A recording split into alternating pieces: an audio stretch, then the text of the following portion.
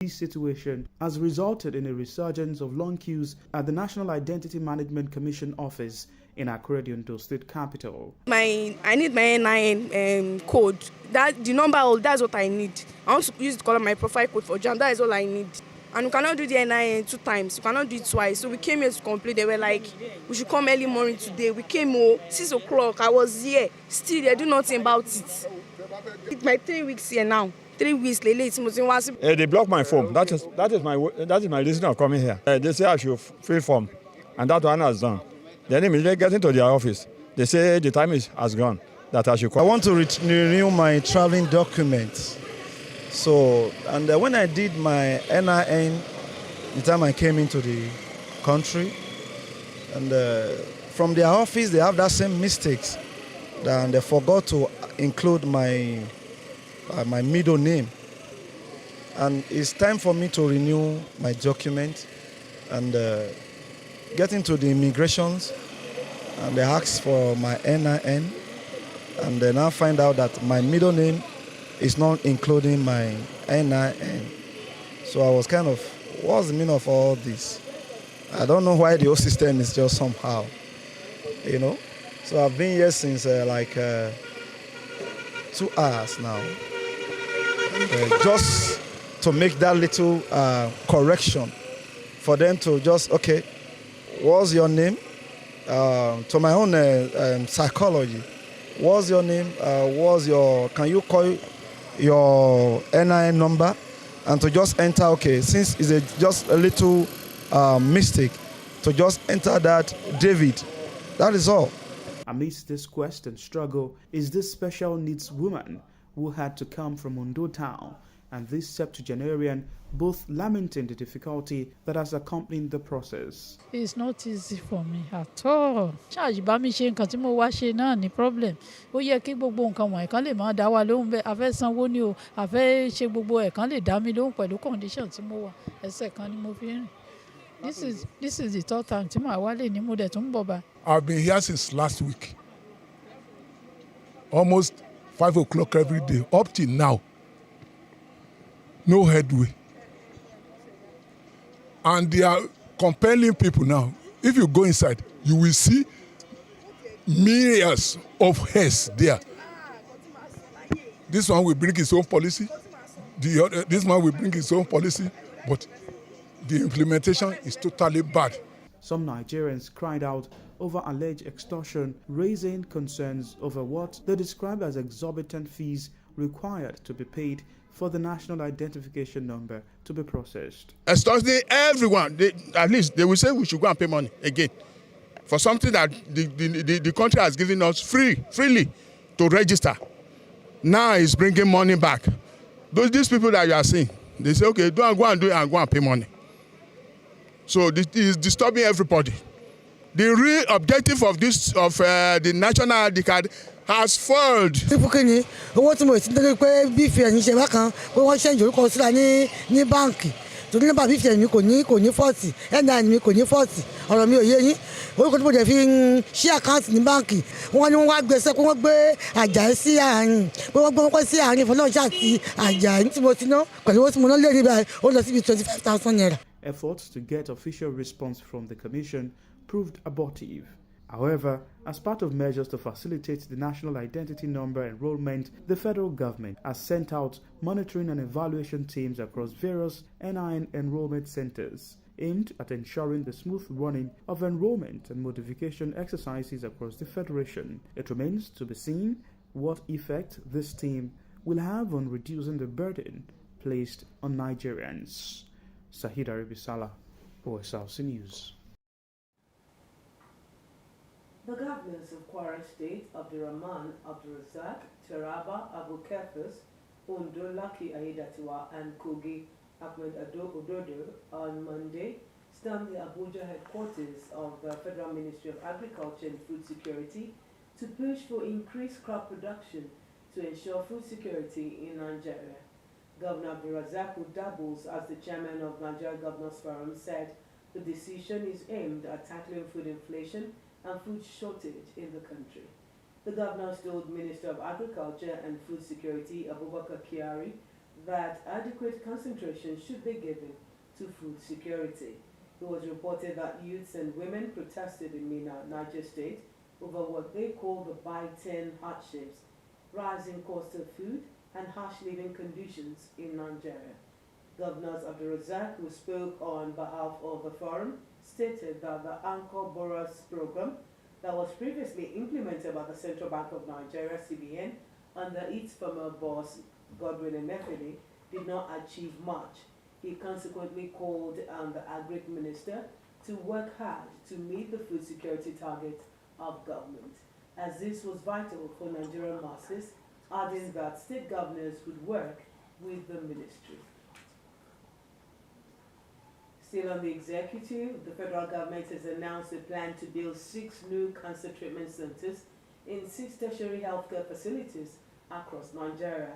The Minister of State for Health, Dr. Tunji Alausa, said this at a World Cancer Symposium held in Abuja with the theme, Economy, Tax and Cancer Control, the Exit of Pharmaceutical Companies from Nigeria.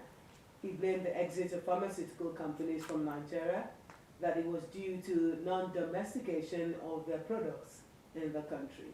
Alausa said the cancer treatment centers will be built in the University of Nigeria Teaching Hospital, Nsukka, Enugu State, Ahmadu Bello University Teaching Hospital, Zaria, Federal Tertiary Hospital, Katsina, University of Benin Teaching Hospital, Benin, University of Jos Teaching Hospital, Jos, and Lagos University Teaching Hospital, Lagos. He added that the treatment center was evenly allocated to the 6 geopolitical zones in Nigeria to enable improved and quick access to cancer response and treatment. Vice President Kashim Shettima says all is set for the African Development Bank AFDB Group to commence the disbursement of $540 million to the first phase of states in Nigeria for the development of Special Agro-Industrial Processing Zones, SAPZS.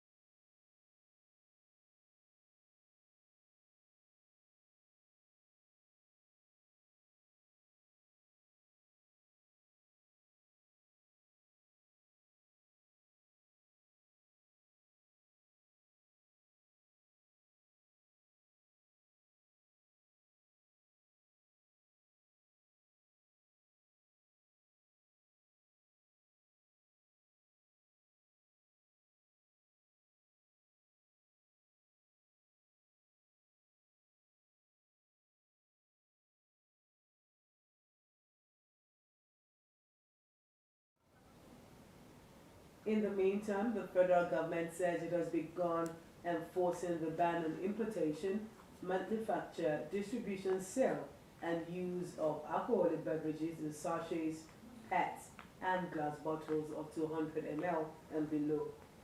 The Director General of the National Agency for Food and Drug Administration and Control, NAFDAC, Professor Mojisola Adeyeye, Monday, at a press conference in Abuja, noted that the decision was based on a high-powered delegation that consisted of the Federal Ministry of Health, NAFDAC, and other relevant agencies. The agency announced that the deadline given to manufacturers of the mentioned products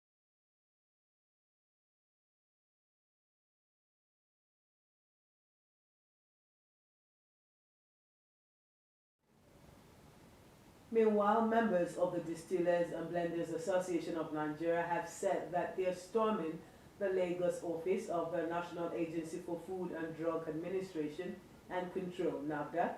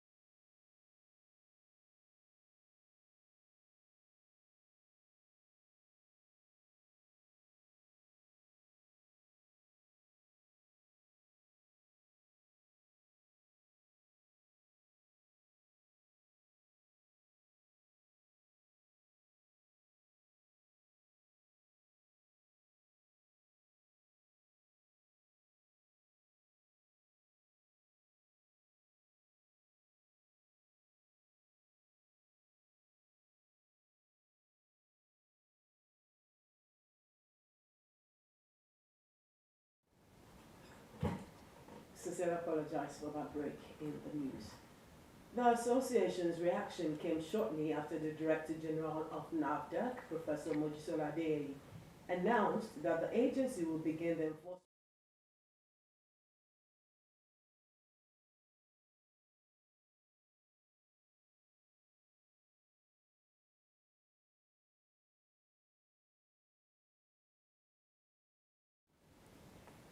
In other stories now, the wife of slain Olukoro of Koro in Kwara State, retired General Shegun Aremoko, and 2 others who were kidnapped have reportedly regained their freedom.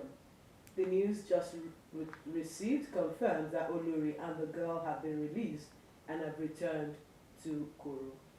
The monarch was killed by kidnappers as he prepared to have his dinner. The gunmen were said to have stormed the palace at about 9 p.m. and after killing the monarch, they took his wife and 2 others in the palace with them. Initially, the abductors demanded a 100 million naira ransom, which was reduced to 40 million naira. The immediate younger brother of the former Minister of Aviation Hadi Sirika, Abubakar Ahmad Sirika, has been arrested by operatives of the Economic and Financial Crimes Commission, EFCC. While in office as minister, Sirika is accused of conspiracy, abuse of office, diversion of public funds, contract inflation, criminal breach of trust, and money laundering, amounting to over 8 billion naira. According to the commission, the sum is for 4 aviation contracts from the former minister to a company known as Angurios Nigeria Limited, owned by her younger brother. Senegal's National Assembly has voted to move the country's election to December 15th, effectively extending President Macky Sall's 2nd term. The decision has been met with widespread protest, including some hectic scenes inside the parliament. The details. Inside Senegal's parliament, opposition MPs are removed by police in riot gear. Some shout democracy is under attack as they are pushed out. They had refused to sign a bill to delay the election and extend the president's time in office. Security forces using tactics from the street inside the National Assembly against elected members of parliament. The motion to delay the election by 9 months, effectively extending the president's mandate, is passed nearly unanimously after hours of heated debate. What has just been voted is unprecedented in Senegal's history. It's a constitutional coup because Article 103 of the Constitution says clearly the mandate of the head of state cannot be extended or revised.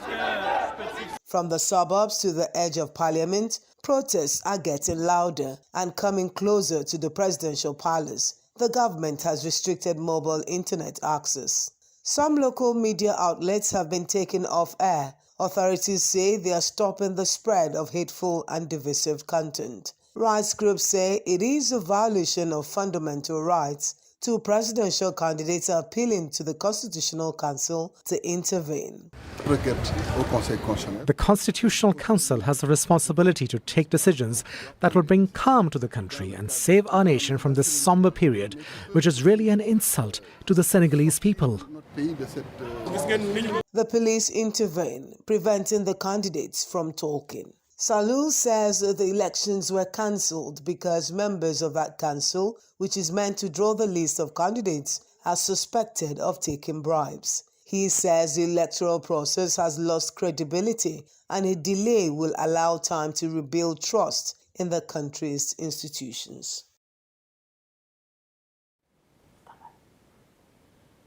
At least 3 people have died in a powerful storm that has hit the U.S. Capitol, the state of California. Heavy rain and strong winds have caused flooding and mudslides and down power lines across the region. Kemisola Ojom has details. Floodwaters swept through streams, rivers, and neighborhoods from San Diego to San Francisco, with as much as 35 centimeters of rain predicted for some areas. The slow-moving storm system, termed an atmospheric river by meteorologists, also lashed the state with wind gusts around 95 kilometers per hour. The Los Angeles River, normally a nearly dry concrete channel, was transformed into a torrent close to overflowing its banks. In St. Charles, the fire department rescued 3 people and several dogs trapped by the rising Guadalupe River. We launched our boats, got them out of the water, and successfully got them to shore. In Sacramento, large trees toppled, causing power outages, and hundreds of thousands of people are without electricity in Central and Northern California. In San Francisco, Bay Area roads were flooded and residents piled up sandbags. In San Diego, entire neighborhoods were flooded and some people were forced to climb up on their roofs for safety. Police and fire department as well as mayors urge people to stay home and stay safe. But as always, some treated the emergency as luck, including one person who rode a surfboard down a flooded rock-strewn canal. In Los Angeles, landslides damaged homes and blocked highways, leading to mandatory evacuations. While in the Sierra Nevada mountains, heavy snow could create whiteout conditions, making traveling hazardous. Altogether, 38 million people are on the flood watch. The storm is suspected to last for another day or more. Kemisola Ojomu, Osrc News. Meanwhile, in Turkey, it has been 1 year since a magnitude 7.7 earthquake struck southern Turkey, killing 53,537 people. Authorities say 13 million were affected and 1.5 million left homeless. A ship housing hundreds of those who are still displaced in Iskenderun, Turkey. Kamsala Ojomu again has details. They are playing and laughing, but like the shadow on this pitch, the trauma is never far away.